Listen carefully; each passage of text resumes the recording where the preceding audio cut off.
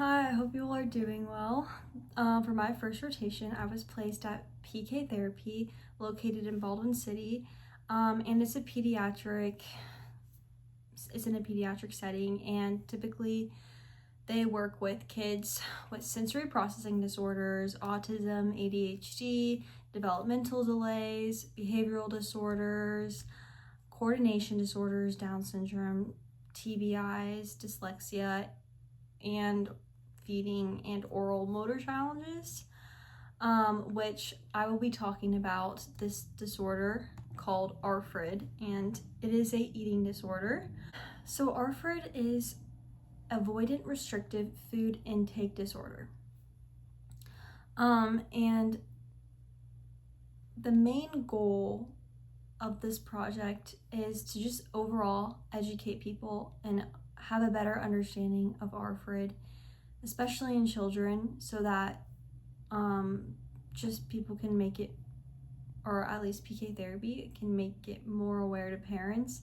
So what made me want to base my project off of the eating disorder ARFID is because of this girl who she is a client at PK Therapy, and it has been reported that she had not been eating much food at school. So my fieldwork educator questioned if possibly it could be this eating disorder called ARFID, and I didn't really know much about it, so I was kind of curious and I wanted to learn more about it so that I can be more aware of it, and she can be more aware of it too. And she already has strong sensitivity to food textures, which create an anxiety around eating. So that is definitely a big red flag when it comes to ARFID. So I wanted to look more into it. So overall, my presentation was meant to just help deepen the understanding of ARFID, so we could just have a better, we can better recognize like the signs and provide more effective support for the children, and give just better information to the parents whose kids have ARFID, and educate them on what the difference is between just a picky eater versus ARFID. So with my CIs, I talked about the importance of being a safe place for kids with ARFID, because ARFID is an anxiety disorder. It feeds off of anxiety. So to be a safe place for the kid with ARFID, they'll put 2 and 2 together, like you are safe, the place is safe, so that means that the food is safe. Well, maybe not in the moment, like you have to make sure you're easing your way into everything. It's all about graded exposure when it comes to exposing food to kids with ARFID. And so another thing that I talked about with one of my CIs was they once had a kid who only would eat Cheez-Its.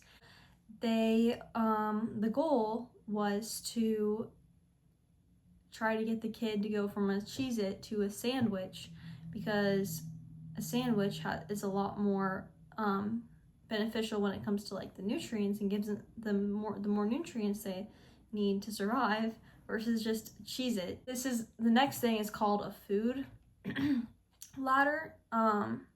So it's tiny safe steps for the child to slowly get exposed to the food. So it would be like, start off with just brand variations. So the Cheez-It, they did, okay, we're gonna do toasty Cheez-Its, or like maybe like non-reduced fat Cheez-Its, because they have a lighter crunch to them, or like just a white cheddar Cheez-Its, like other Cheez-Its with different flavors. And if that doesn't work out very well, then you can always start out with just saying, okay, here's the Cheez-It that you like to eat versus the new Cheez-It that we're introducing you to, and looking at them. And that's all you need to do. You only need to look at them. You don't have to eat them yet. You can just look at them. And then over time, like once they get comfortable enough and they feel safe enough to eat the Cheez-It, then they can do that. But if they don't feel safe yet, then they can start by just looking at it. Next would be like similar crackers. So like cheese flavored crackers, like Goldfish, cheese flavored club crackers, cheese flavored Ritz crackers. There's the Annie's cheddar bunnies, I think, like those ones, and they're like, you know, similar taste to cheeses, but they're different shapes. So kind of then you add that to it. You can start with like crumbs or broken pieces of next to the Cheez-Its, like so that like it's not doesn't look like the full shape yet. It's like you're kind of slowly introducing the shape and just easing your way into their way into being okay with that.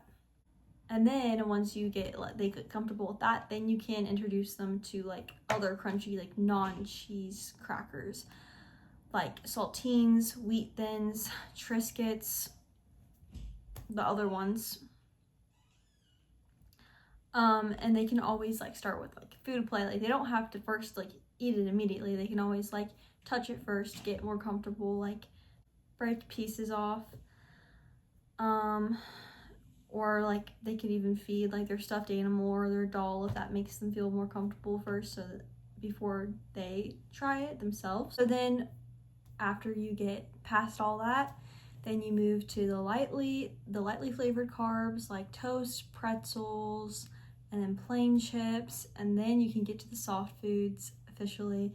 And then after you get past that, then you can add stuff to it like cheese and slowly until you make a sandwich. So yeah, that's kind of like an example of what a food exposure is, and that is what Alyssa's kid or her client, that's kind of like what the goal was for him.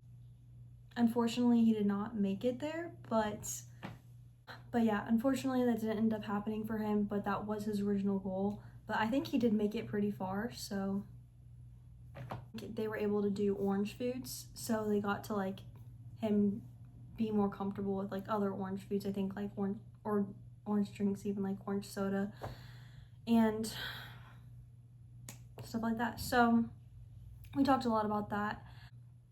Our FRID can come from past trauma with food, and so that can also be a major thing to work through with kids, is how you can take that trauma with the food and make it safe for them.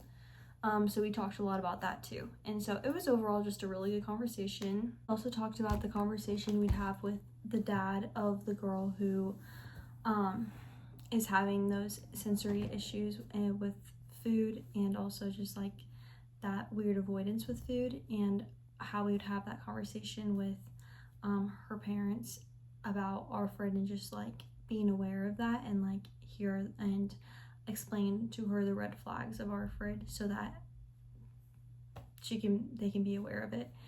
So yeah, but overall the presentation went good, and it was definitely cool to be able to educate my fieldwork educators, so that was a pretty cool experience. So yep.